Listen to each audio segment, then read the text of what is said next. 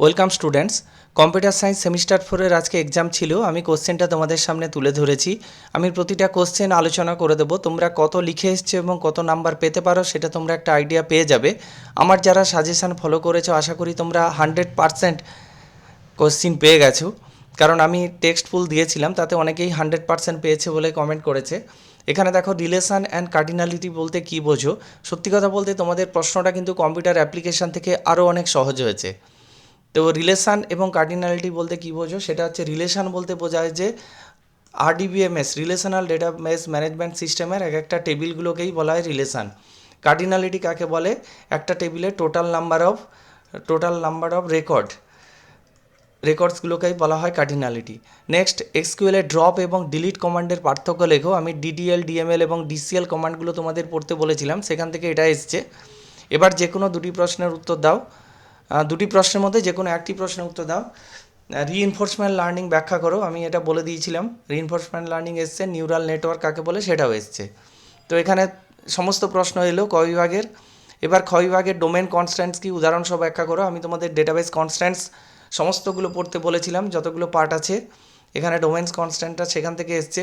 এটাও যদি না হয়, এখানে ডিবি এর ভূমিকা কি এটা ছিল সাজেশানের মধ্যে, তোমরা নিশ্চয়ই এটা লিখতে পেরেছো। শুধু ডেটা ডিকশনারিতে আমি লিখে দিইনি, তাই এখানে 1.5 নাম্বার হলো না, কিন্তু তার আগের কোশ্চেনটা তোমরা পেয়ে গেছো। ডোমেন কনস্ট্যান্টস কি, উদাহরণসহ ব্যাখ্যা করো। নেক্সট, এখানে ডোমেন কনস্ট্যান্ট বলতে বোঝায় যে কোনো রেকর্ডের যে ভ্যালুগুলো আমরা এন্টার করি সেটা তার ডোমেন থেকেই ভ্যালুগুলো নেওয়া হয়, ডোমেনের বাইরে থেকে নয়। যেমন ধরো তোমার কম্পিউটার অ্যাপ্লিকেশানের মার্কস এন্ট্রি, যেখানে ডোমেন হচ্ছে 0 থেকে 35-এর মধ্যে, এর বাইরে হবে না। এবারে দেখো পরের কোশ্চেন, সুপারভাইজ লার্নিং আনসুপারভাইজ লার্নিংয়ের মধ্যে পার্থক্য। এটা আমার সাজেশানে ছিল, তোমরা আশা করি যারা আমার সাজেশান ফলো করেছো এটা লিখতে পেরেছো। শুধু এখানে একটা মেন পয়েন্ট লিখতে হতো যে সুপারভাইজ লার্নিং হচ্ছে লেভেল ডেটা দেওয়া হয়, আনসুপারভাইজ লার্নিংয়ে আনলেভেল ডেটা দেওয়া হয়। এবার দেখো, আর্টিফিশিয়াল ইন্টেলিজেন্স বায়াস এবং ফেয়ারনেস বলতে কী বোঝো, এটাও আমি সাজেশানে দিয়েছিলাম, এখানেও পেয়ে গেছো। এবারে দেখো গ বিভাগে 5 নম্বরের যে প্রশ্ন আছে, সেখানে ডিরাইভড অ্যাট্রিবিউট বলতে কী বোঝো, প্রাইমারি কি এবং ক্যান্ডিডেট কির মধ্যে পার্থক্য, এটা পেয়েছো। এই ডিরাইভড অ্যাট্রিবিউট কাকে না বলে আমি সম্ভবত মাল্টি লেভেল বা মাল্টি ভ্যালুড অ্যাট্রিবিউট বলেছিলাম। আচ্ছা, এখানে কিন্তু বিয়ের অপশানটা কিন্তু পেয়ে গেছো। বিয়ের অপশানটার রেফারেন্সিয়াল ইন্টিগ্রিটি কনস্ট্যান্টসের রেফারেন্সিয়াল ইন্টিগ্রিটি বলেছিলাম। আর রিলেশনাল অপারেটারগুলো এটা আমি বলিনি, কিন্তু এগুলো সহজই ছিল। রিলেশনাল অপারেটারগুলো কোনগুলো, লেস দ্যান, গ্রেটার দ্যান, এইগুলোকেই বলছে রিলেশনাল অপারেটার।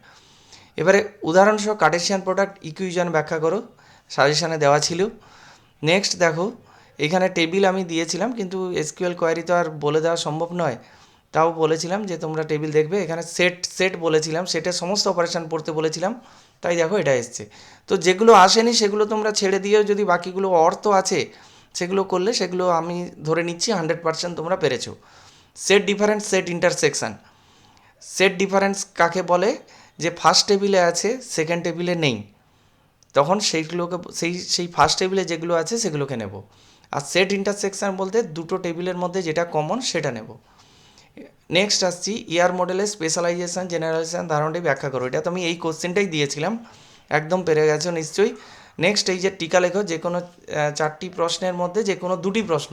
দেখো এখানে কতগুলো কমন দিতে পেরেছি। ন্যাচারাল ল্যাঙ্গুয়েজ প্রসেসিং দিতে পেরেছি, স্টেট স্পেস সার্চ দিতে পেরেছি। মেশিন লার্নিং কি, এর উদ্দেশ্য কি, জাস্ট এর উদ্দেশ্যটা বলিনি।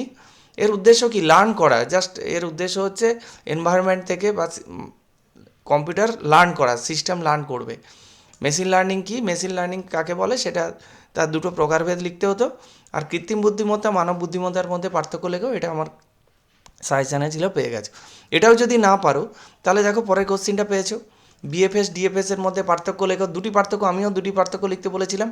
আর গোল্ড রিবিন সার্চ ব্যাখ্যা করো। গোল্ড রিবিন সার্চ কি, এটা আমার সাজেশানে ছিল। আর এই কোশ্চিনটা তো হুবহু মিলে গেছে, একেবারে এই কোশ্চেনটাই আমি তোমাদেরকে তুলে ধরেছিলাম।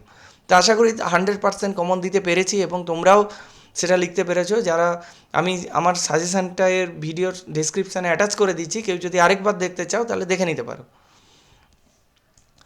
তোমাদের রেজাল্ট আশা করি ভালো হবে। এই ভিডিওটা ভালো লাগলে লাইক করে দিও এবং তোমাদের বন্ধুদের শেয়ার করো।